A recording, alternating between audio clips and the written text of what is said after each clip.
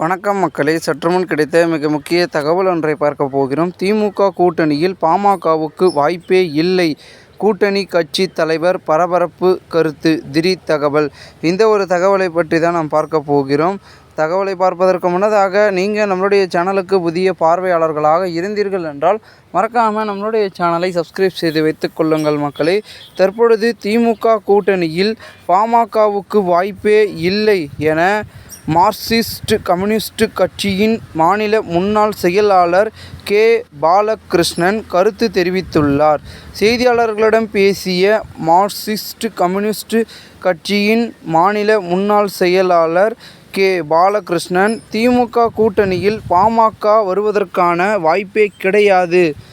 ஏற்கனவே இந்த கூட்டணி வலுவாக இருக்கிறது. திமுக கூட்டணி வரும் சட்டப்பேரவை தேர்தலில் மகத்தான வெற்றியை பெறும்.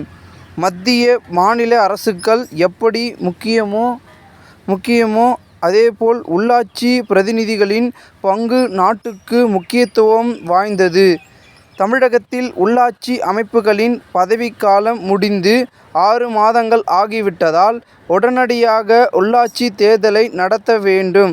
அதிகாரிகளை கொண்டு உள்ளாட்சி அமைப்புகளை நடத்தினால் அடித்தட்டு மக்களின் உரிமைகள் சின்னாபின்னமாகிவிடும்.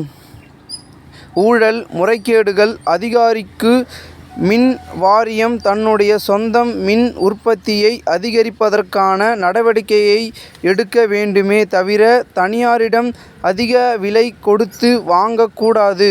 மின்சார வாரியத்தின் மொத்த வரவு செலவில் 60% தனியாருக்கு செல்கிறது. இதையெல்லாம் சரி செய்ய வேண்டுமே தவிர மின் கட்டணத்தை உயர்த்த கூடாது என்றார் மார்க்சிஸ்ட் கம்யூனிஸ்ட் செயலாளர் கே. பாலகிருஷ்ணன். இந்த ஒரு தகவல் தற்பொழுது வெளியாகி பெரும் பரபரப்பாகவும் அரசியல் வட்டாரங்கள் பேசும் பொருளாகவும் மாறியிருக்கிறது. இந்த ஒரு தகவலை குறித்த பொதுமக்கள் உங்களுடைய கருத்துக்களை கூறுங்கள். நன்றி, வணக்கம்.